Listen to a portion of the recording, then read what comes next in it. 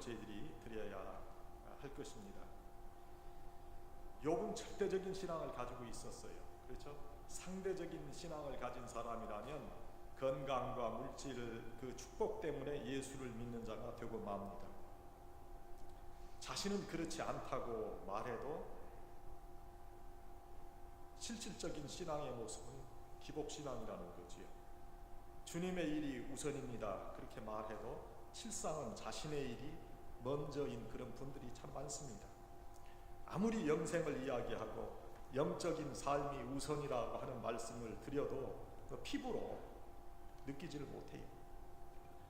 아마 욥과 같은 일들이 본인에게 일어난다면 그 시로 주님과 교회를 떠나고 말 사람들이 얼마나 많은지 모릅니다. 오늘 본문은 여호와 하나님과 사탄과의 대화 중의 일부입니다. 하나님은 욥을 온전하고 정직한 자라 칭찬을 하십니다. 그러니까 사탄이 하나님, 욥이 까닭없이 하나님을 경외하지는 않을 겁니다.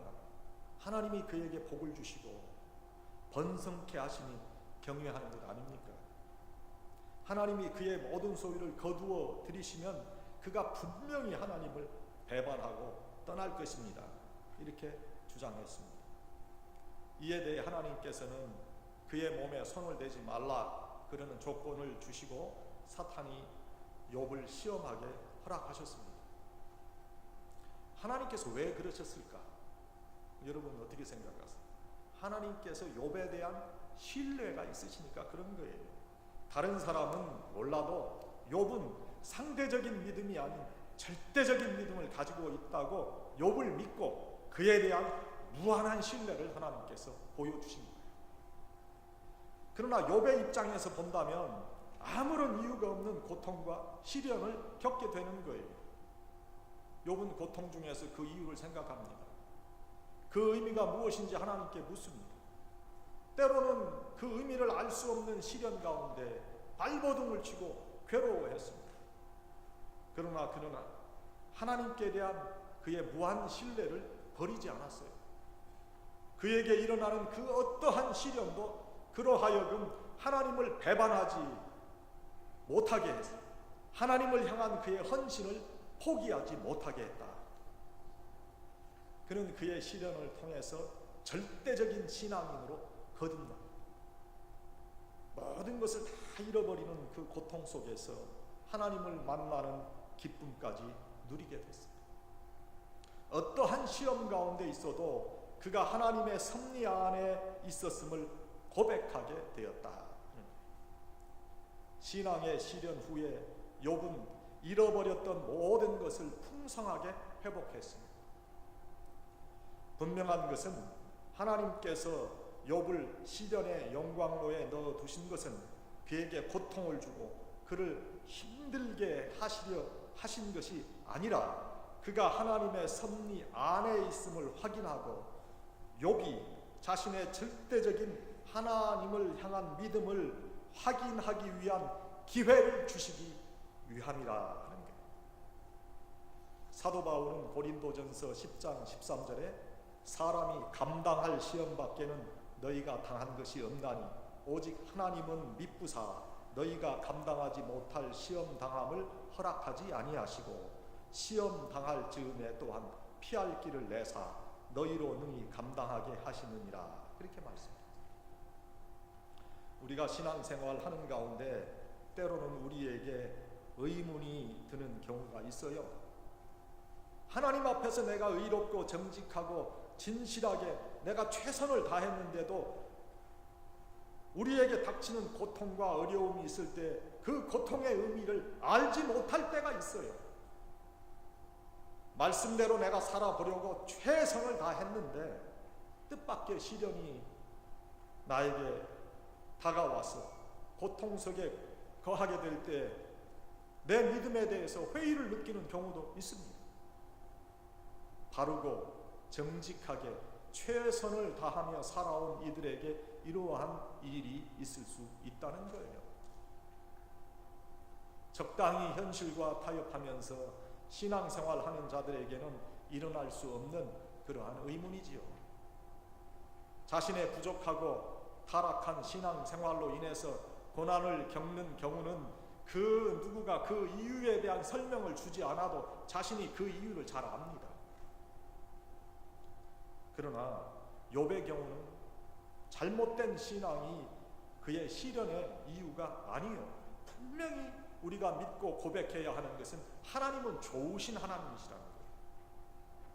하나님은 하나님을 찾는 그 사람에게 상을 주시는 하나님이시라는 거예요. 그에게 의지하고 그에게 간구하는 자의 기도를 외면하시는 하나님이 아니라는 거예요. 그러니 내가 올바른 신앙생활을 하고 있다면 나에게 다가오는 시련은 결코 나를 넘어뜨리려고 오는 시련이 아니라는 거지. 그 고통과 시련을 통해서 더 큰 하나님을 발견하고 더욱더 하나님께 가까이 하게 하시는, 또 절대적인 그런 신앙인으로 이끌려고 하시는 하나님의 계획이 있다는 것을 여러분 믿을 수 있기를 바랍니다. 우리가 알아야 하는 것은 하나님께서 하시는 모든 일에는 우리가 지금은 알지 못하지만 그럴 만한 이유가 있다는 거예요. 욥의 시련과 그의 회복을 기억하면서 오늘 나에게 닥친 이 시련과 고통을 여러분 용기 있게 헤쳐나갈 수 있기를 주의 이름으로 축원합니다. 첫 번째, 절대적 신앙인이 되어야 돼요. 상황에 움직이지 않고 확신에 움직이는 자들이 돼요. 욥기는 이러한 교훈을 우리에게 주는 말씀으로 가득 차 있어요.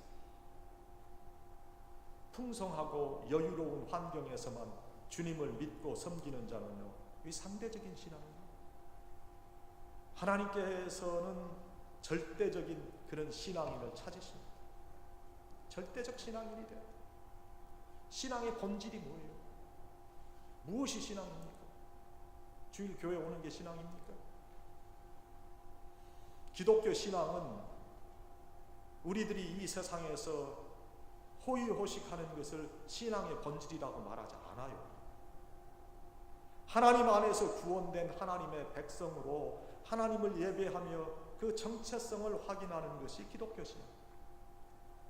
좋은 프로그램으로 이민자의 무료함을 달래주는 것이 교회가 아닙니다. 우리의 자녀들이 바른 신앙인으로 교육받는 것이 교회예요. 좋은 친구 만나서 세상에서 공부 잘하는 그런 학생이 되기 위해서 교회에 다니라고 하는 것은 바른 신앙의 목적이 될 수 없어요. 때로는 예수를 믿는 것 때문에 내가 손해도 보고 희생할 수 있어도 기쁨으로 주님을 위해 사는 것이 신앙입니다. 여러분, 어떤 신앙인이 훌륭한 신앙인이라고 생각하십니까? 어렵게 생각할 필요 없어요. 열심히 교회 모임에 모일 수 있는 자가 좋은 신앙인이지. 기도 많이 하는 자, 주를 위해 삶을 드릴 수 있는 자, 주님의 사역을 위해서 헌금도 잘할 수 있는 자가 신앙이 좋은 자지. 여러분, 그렇다고 옛날같이 막 우리가 순교의 대열에 뭐 동참하는 그런 건 아니잖아. 내가 섬기는 교회와 교회의 사역에 대한 확신이 있고, 그래서 내가 섬기는 교회에 대한 긍지가 있고, 그래서 모든 이들에게 우리 교회를 자랑스럽게 말할 수 있는 자가 신앙이 좋은 자죠. 그래서 내가 섬기는 교회의 교역자를 믿고 그를 자랑하는 자가 교회를 사랑하는 자예요. 나도 확신하지 않고 믿지 못하는 교회를 누구에게 믿고 나오라고 하겠어요? 더군다나 내가 섬기는 교회를 비판하고 교역자를 비방하는 자는 차라리 본인이 은혜 받는 교회를 찾아야 할지 몰라요. 교회 내의 진정한 사랑은 우리가 올바른 기독교인이 되어서 욥과 같은 절대적인 신앙인이 되도록 서로 격려하고 교훈하고 섬기는 거예요. 어려운 사정이니까 교회 모임 잘 안 나와도 괜찮아. 헌금은 여유가 있어야만 하는 것이야. 일단 이민사회에서 먹고 사는 것이 해결되어야 한다고, 그걸 이해해야 한다고 하다가 결국에 신앙도 잘하지 못하고 먹고 살아가는 것도 해결하지 못하는 그런 인생 사는 그런 우리가 아닙니다. 사랑과 섬김은 이 세상에서 편리하게 살도록 이끌어주는 게 아니에요. 다시 말씀드린다면요, 교회는 복지센터나 봉사센터와 같은 곳이 될 수 없어요. 도와주고 편리를 도모해 주는 일들이 있어야 되지만 그것은 절대적인 신앙인이 되도록 이끄는 하나의 방법이지 그것이 목적이 될 수 없다는 거예요. 세상적인 편리를 도모해 주는 것이 기독교 사랑의 본질이 아닙니다. 여러분들의 신앙이 자라야 돼요. 성숙해야 돼요. 성숙한 믿음을 소유한 자들이 되어야 하고, 적어도 절대적이지는 못해도 내 삶을 위해서 주님의 몸 되신 교회를 사모하는 그 마음을 막 눌러버리는 그런 어리석음은 없어야 돼요. 그래야 교회의 일을 감당하는 그런 재직들이 될 거 아니에요. 교회의 일을 감당하는 재직이 돼야 할 텐데 아직도 젖을 먹는 그런 사람들에게 어떻게 교회 일을 감당하라고 할 겁니까? 여러분, 교회 일은요, 적당히 세월이 가고 시간이 가면 누구나 감당하는 일이 아닙니다. 교회의 일은 성령과 은혜가 충만한 이들이, 절대적인 신앙을 가진 자들이 감당해야만 하는 일이에요. 사도행전을 보세요. 집사님들을 어떻게 뽑았습니까? 성령과 은혜가 충만한 그런 자들을 뽑지 않았어요. 저희 교회에도 그러한 분들이 나타나야 돼요. 그러한 분들로, 성숙한 자들로 자랄 수 있어야 돼요. 예수 그리스도와 그의 사역, 그리고 그의 몸된 교회를 위해서 헌신하는 자들로 성장해야 됩니다. 그러한 분들에게 교회의 사역을 감당하도록 해야 되는 거예요. 제가 무리한 말씀을 드리는 것 아니잖아요. 교인들이 교회 모임에 참석지 않아요. 서로 간에 의심을 조장해요. 교회의 가르침을 따르지 않아요. 기도하지 않아요. 올바른 경로를 통하지 않고 사적으로 일을 처리하려고 그래요. 불평해요. 그러면 교회는 절대로 부흥될 수도 없고 회복될 수도 없어요. 여기 계신 여러분들이 그렇다고 하는 말은 절대 아니니까 오해하지 마세요. 저희 교회가 주님의 핏값을 주고 세우신 교회라면 주님께서 지켜주세요. 주님의 몸 되신 교회 어떻게 하나 걱정하지 말고 기도하세요. 우리가 바른 신앙에 거한다면 염려할 필요 없어요. 다만 우리 교회를 통해서 역사하시는 하나님의 사역을 왕성하게 해야 할 그런 영적인 의무가 우리에게 있기 때문에 우리가 절대적인 신앙인이 되어야 하고, 우리의 현실에서 경험하는 고난의 의미도 확인할 수 있어야 하는 것이다 하는 거예요. 우리 마음속에 영적인 본질이 되는 하나님을 향한 그 믿음이 절대적이 돼요. 그래야 모든 일에 평화와 기쁨이 있는 거예요. 아무리 좋은 음식을 먹고 건강에 유익한 영양소를 섭취한다고 해도 마음에 평화가 없고 집안이 화목하지 않으면 그 음식과 건강에 유익한 영양소 아무런 도움을 줄 수 없어요. 마음에 분노가 가득하고 원망과 불평으로 가득 차 있다면 건강을 위한 음식, 그거 효능이 없다는 거죠. 이와 마찬가지예요. 하나님 안에서 절대적인 신앙을 가지도록 기도해야 돼요. 욥과 같이. 우리는 세상의 방법을 따르는 그런 사람들이 아닙니다. 하나님께서 주시는 말씀의 방법을 따라 살아가는 자들이에요. 절대적인 신앙인이었던 그 욥과 같은 신앙인으로 살아가는 신앙의 노력을 다하시는 그런 여러분들이 되시기를 주의 이름으로 축원합니다. 축원합니다. 두 번째, 말씀과 교훈에 순종하는 자요. 여러분, 의심을 버려야 순종할 수 있는 거예요. 뱀이 하와를 유혹할 때 어떻게 했습니까? 그 마음에 의심을 넣어줬어요. 정녕 하나님이 저걸 먹지 말라고 그랬냐? 저거 먹으면 네 눈이 밝아져 하나님과 같이 된다. 마음에 의심을 넣어주는 거요. 하나님의 말씀에 순종하지 못하게 합니다. 보다 더 큰 세상의 이치를 알 수 있다고 유혹했지만 불순종의 결과는 타락과 영원한 죽음이었어요. 저는 늘 하나님 중심으로 살아야 한다고 말씀을 드리잖아요. 교회를 중심으로 신앙생활 해야 한다고 말씀을 드리잖아요. 하나님을 사모하는 마음으로 살아야 한다고 말씀을 드립니다. 사모하는 마음의 크기에 비례해서 하나님께서 우리에게 주시는 은혜와 축복이 다르다는 말씀을 드립니다. 교회에 열심히 나오는 자가 하나님의 사랑을 받는 자입니다. 그런데 말씀을 받는 이들의 생각도 저와 같아야 될 텐데 여러분들은 어떤지 모르겠어요. 여러분들이 이 강단의 말씀과 교훈에 순종합니까? 아니면 그저 주일에 나와 좋은 말씀 듣는 것으로 여기고 나머지 6일은 말씀도 교훈도 잊어버리고 사십니까? 하나님의 말씀과 교훈은 여러분들을 어렵게 하는 것이 아니에요. 여러분들을 죽이는 말씀이 아니에요. 진정한 생명을 얻기 위해서 주시는 말씀이니 그 말씀과 교훈에 순종해야 돼요. 죽기 위해서 하는 사람이 어디 있습니까? 아무도 없어요. 그러나 나를 통해 역사하시는 하나님의 은혜를 깨닫는다면 예수를 위해서, 그의 복음을 위해서 내 삶도 드릴 수 있는 거예요. 예수님을 위해 사는 것과 예수님을 위해 죽는 것은 어떤 차원에서는 다를 것이 없는 진리이기 때문에. 그래서 그리스도인의 삶은 사도 바울의 고백처럼 날마다 죽는 거예요. 이 세상에서 누가 죽으려고 살아요? 모두 살려고 지금 발버둥 치고 있는데, 그러다 보니까 생활의 염려로 인한 일들에 우리 인생의 대부분을 허비하고 인생 마치고 맙니다. 결국에 세상의 돈과 명예와 인기와 권력과 인간관계, 즉 영원하지 않는 것들을 위해서 인생을 허비하고 만다는 거예요. 하나님의 말씀과 그 교훈에 순종하지 않는 자들은 죽기 위해 사는 것과 같은 그런 그리스도인들을 바보라고 손가락질해요. 가련하다고요. 하지만 영원한 것을 얻기 위해서 영원하지 않은 것을 포기할 수 있는 자들은 가련한 자들이 아닙니다. 바보도 아닙니다.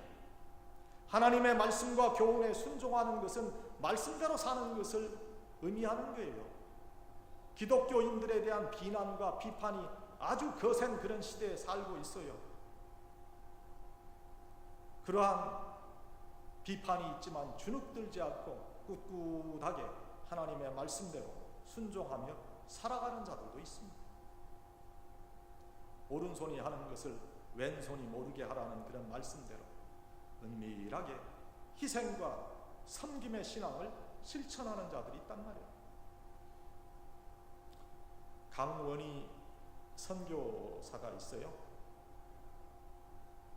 그분은 그리스도인으로 하나님의 말씀과 교훈에 절대 순종합니다. 이분은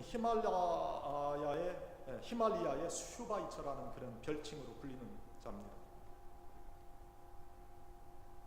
연세대 의대를 나온 엘리트요. 근데 1982년 세상에서 제일 가난한 나라인 네팔에 선교의 첫걸음을 내딛게 돼요. 그리고 그 후로 30여 년이 넘는 세월 동안 네팔을 비롯해서 스리랑카, 에티오피아, 방글라데시, 이게 제일 가난한 나라들 아닙니까? 그 나라들에서 의료 선교로 헌신하고 있어요. 유능한 외과 의사예요. 많은 돈을 벌었고 명예가 보장되는 그런 삶을 살기 시작할 때 간신히 목숨을 건진 교통사고를 당하게 되고 인생의 참된 의미를 생각하게 됐대요. 그러다가 고 한경직 목사님을 만나고 그분의 교훈에 따라 자신의 진정한 사명을 깨닫고 의료 선교사로 헌신하게 됐어요. 인생의 황금기인 49의 나이에 하나님의 뜻에 순종하고 결단한 일에 대해서 내 인생의 가운데 토막을 하나님께 드리고 싶었다, 이렇게 고백합니다. 헌신과 희생 그리고 순종은 언제나 쉽지 않은 그런 일입니다만 인생의 황금기인 시기에는 더욱더 어려운 일이 될 거예요. 여러분, 죽으면 죽으리라 하는 위대한 신앙 고백을 했던 에스더를 잘 아실 거예요. 그녀는 유태인으로서 갖은 고생을 다한 후에 왕비가 되어서 이제 행복한 삶을 겨우 누리기 시작했어요. 그래서 자신의 삶을 위태롭게 하는 어떤 신앙의 모험 하고 싶지 않았을 겁니다. 그런데 총리였던 하만이 유대인들을 말살하려 하자 모르드게의 권면을 받고 자신의 소명을 발견하자 그리고 하나님의 뜻에 순종하여 죽으면 죽으리라 그런 결단을 가지고 왕에게 나아가 자신의 민족을 구합니다. 우리에게 허락된 가장 편안한 그런 시간, 평안한 시간에 하나님은 우리를 부르시기도 해요. 꼭 강원이 이 선교사나 에스더와 같은 그런 일만이 아닐 수도 있어요. 때로는 아주 작은 일로 생각되는 일에도 하나님의 부르심이 있단 말이에요. 그러나 하나님께서는 우리에게 이러한 작은 일에 우리가 순종한다면 하나님께서는 감동하시고 우리를 귀하게 여기실 겁니다. 나를 부르시는 그분의 음성, 그분의 교훈에 순종하는 삶이 참으로 축복된 인생이에요. 욥과 같은 신앙인은 믿음의 최종 승리를 확신합니다. 욥은 어떻든 하나님의 주권을 믿었습니다. 그것이 그로 하여금 정금과 같은 모습으로 회복되게 한 것이지요. 하나님은 하나님께서 택한 자녀들이 생육하고 번성하며 땅에 충만하기를 원하십니다. 결단코 해를 받으며 고난받으며 궁핍하게 살기를 원하지 아니하십니다. 그래서 우리 그리스도인들은 나에게 지금 주어진 고난은 변화될 축복이라고 믿고 그렇게 사는 자들이에요. 믿음의 최종 승리를 확신하는 그러한 우리가 돼야 되는 거예요. 하나님께서 부르시고 택하신 이유가 분명히 내 삶 가운데 역사하고 있음을 믿어야 돼요. 내가 하나님의 사역을 위해 쓰임받고 있다는 것, 그거 행복한 일이 아닐 수 없어요.